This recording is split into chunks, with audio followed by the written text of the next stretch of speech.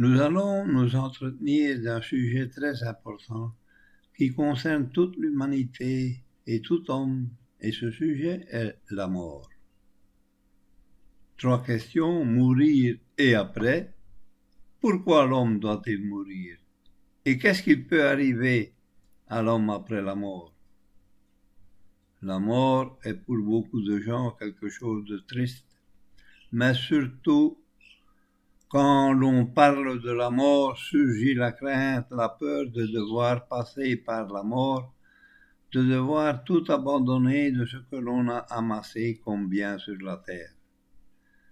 Le fait qu'il n'y a pas d'évolution de la race humaine est bien spécifié dans la Genèse. Au commencement de la création, Dieu créa l'homme et la femme, et Dieu planta un jardin et plaça dans ce jardin de délices, le jardin d'Éden, l'homme et la femme qu'il avait créés. Et dans ce jardin, Dieu planta aussi des arbres. Et l'un était l'arbre de la connaissance du bien et du mal, et aussi l'arbre de vie. Et Dieu donna un commandement à l'homme, il pouvait librement de tout manger, sauf qu'il ne devait pas manger de l'arbre de la connaissance du bien et du mal, car cela serait une empreinte au commandement divin, avec pour conséquence la mort certaine. Genèse 2, verset 17 dit, Dieu, le jour où tu en mangeras, tu mourras certainement. Il est bien évident que Dieu ne donne pas ce commandement à un animal évolué, dépourvu d'intelligence quel qu'il soit. Il faut bien savoir que l'Écriture ne donne pas non plus d'informations sur la nature du fruit de cet arbre.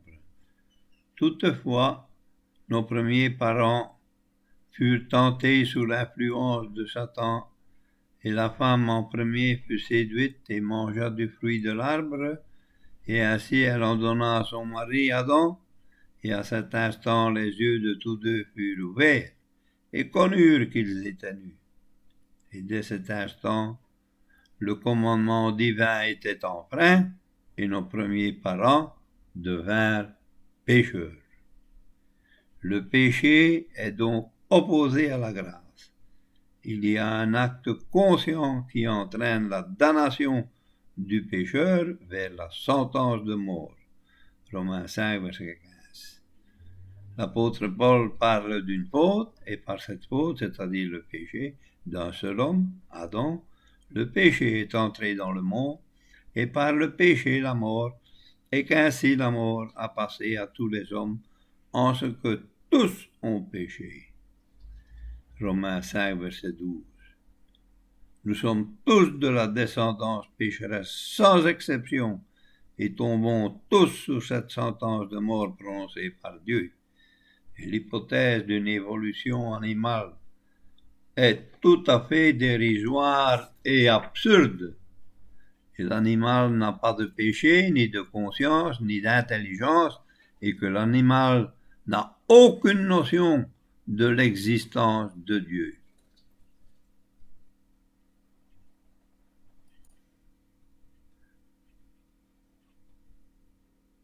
L'animal est donc conçu avec un instinct, une puissance d'adaptation qui est involontaire et irréfléchie. L'homme, lui, a été conçu avec tous ses moyens physiques et intellectuels lors de sa création.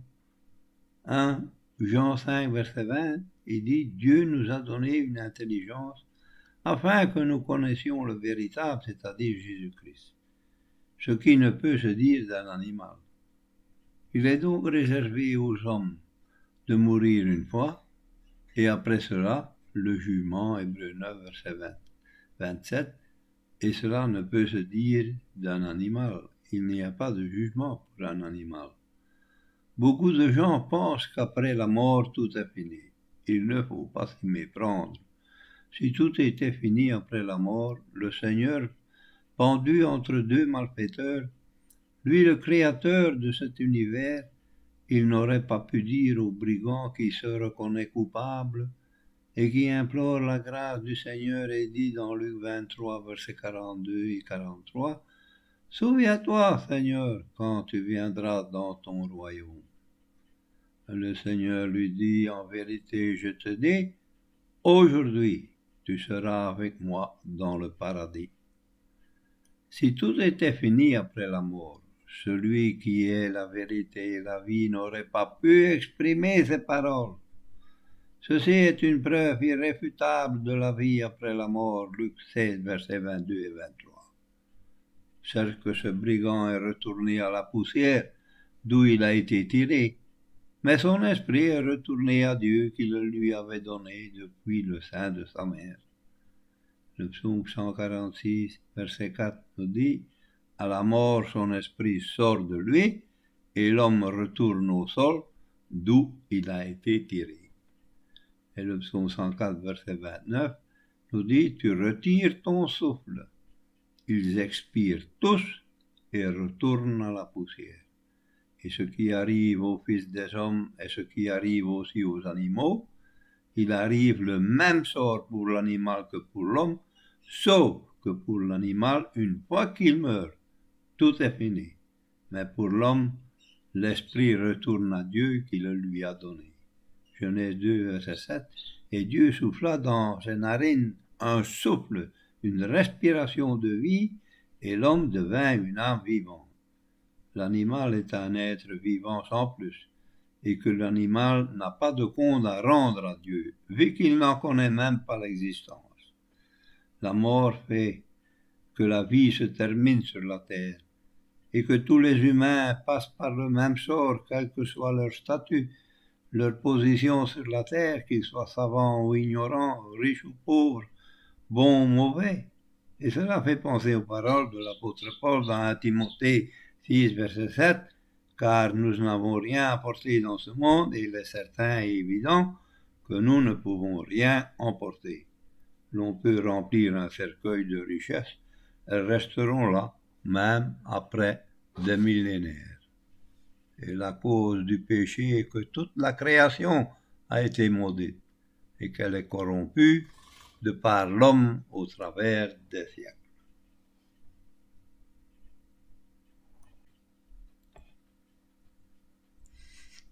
Le châtiment sur le péché est un juste châtiment. Habakkuk 1, verset 13 dit que l'Éternel a les yeux trop purs pour voir le mal.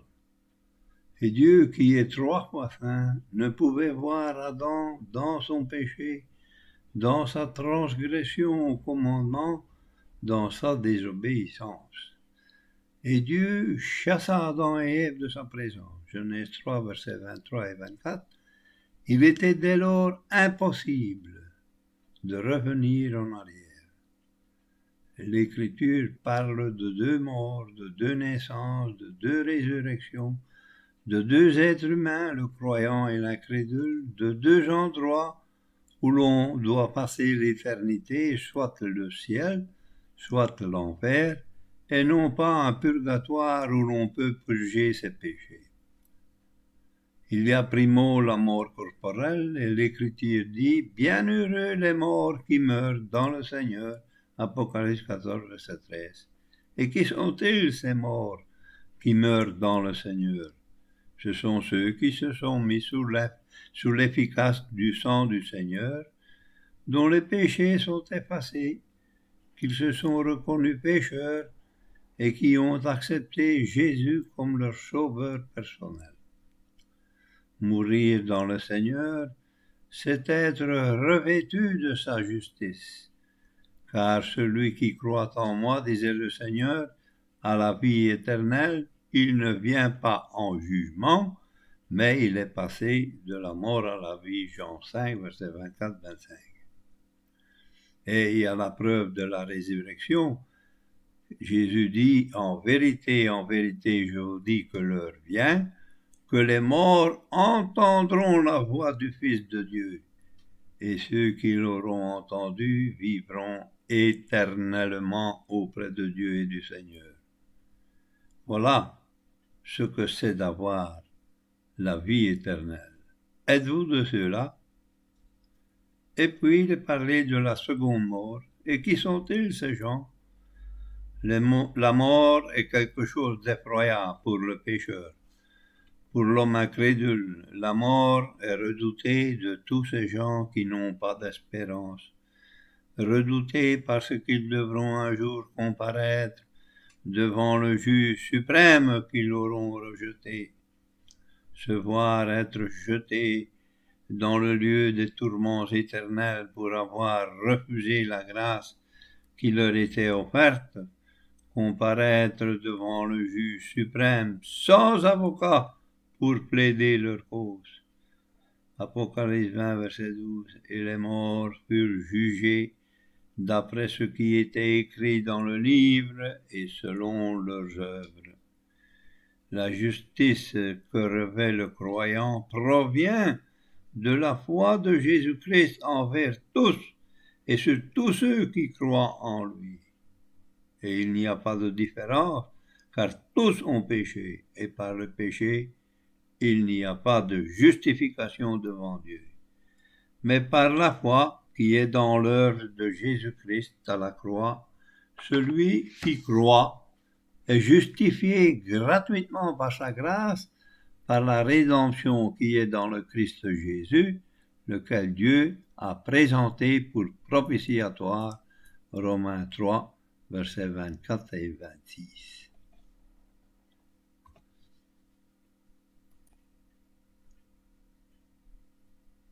Dieu est donc juste en justifiant celui qui est de la foi de Jésus. Ayant été justifié par la foi et par la grâce de Dieu, le croyant devient héritier selon l'espérance de la vie éternelle. Et Romains 8, verset 1 dit, il n'y a donc maintenant aucune condamnation pour ceux qui sont dans le Christ Jésus, qui croient en lui. Apocalypse 20, verset 13 à 14, c'est très important, surtout le verset 13. Et la mort et le Hadès, séjour des esprits de tous les incrédules, furent jetés dans les temps de feu, c'est-à-dire l'enfer.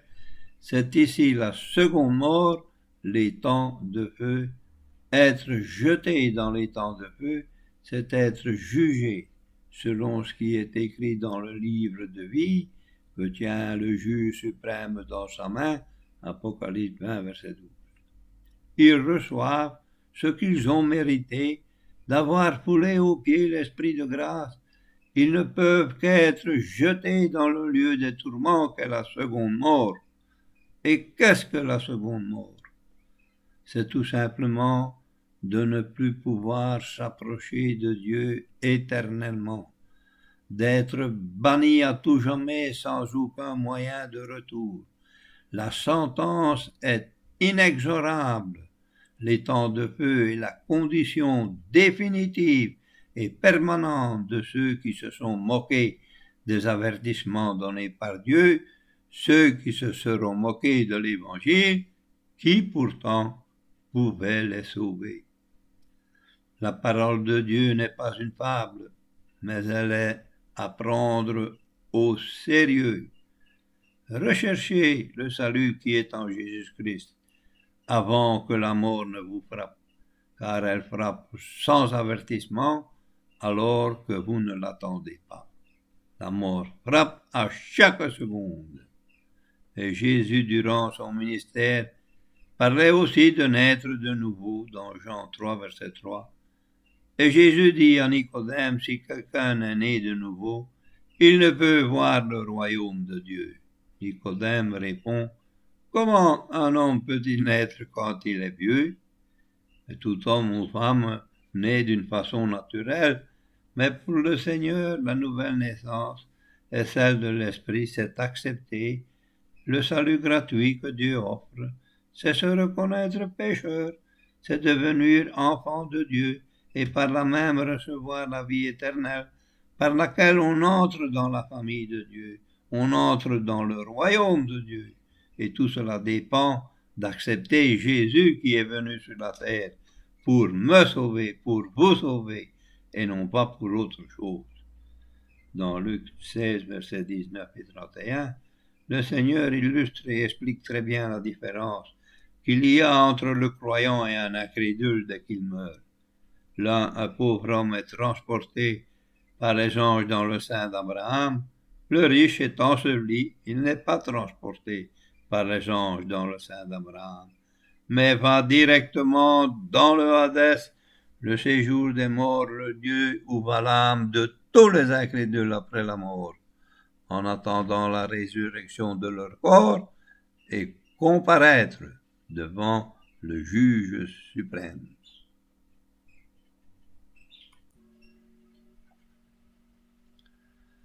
Dans le Hadès commencent déjà pour le riche les tourments. Il ne pouvait plus avoir aucun secours. Et le Seigneur lui dit qu'un grand gouffre sépare le ciel, c'est-à-dire Abraham, le sein d'Abraham, et le Hadès, et que l'on ne peut aller d'un endroit vers un autre. Son sort est désormais scellé pour toujours, en attendant son jugement, et être jeté dans l'enfer, ce lieu terrible où sont les pleurs et les grincements de dents.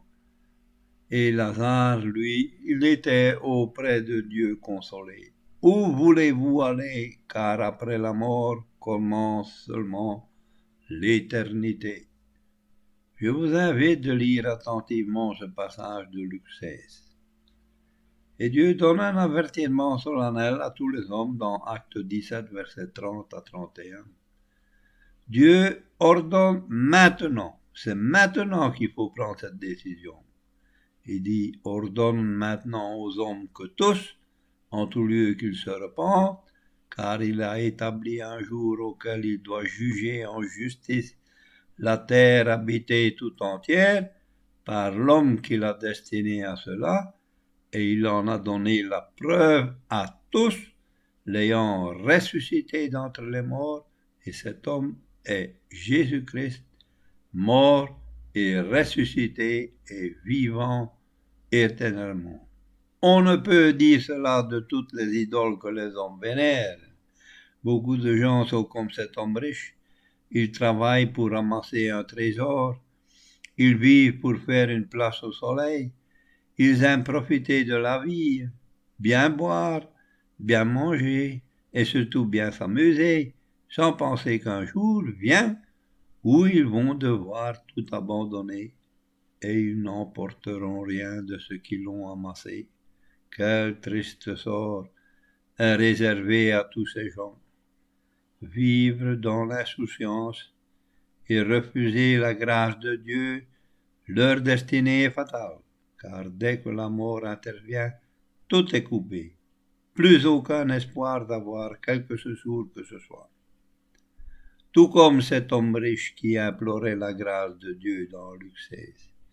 Quel grand malheur que de tomber sur cette sentence de mort, et cela pour l'éternité. Il n'y a personne qui ait de la puissance sur le jour de la mort. Ecclésiaste 8, verset 8. Sincèrement, est-ce que vous voudriez vous voir jeté dans le lieu des tourments éternels, où sont les pleurs et les grincements de dents? Dieu vous donne à chaque individu le moyen d'échapper à ce sort terrible. Cela ne coûte rien. Simplement croire que le Christ est venu dans ce monde pour vous chercher et vous sauver. C'est difficile de se reconnaître pécheur devant Dieu et accepter Jésus pour votre sauveur.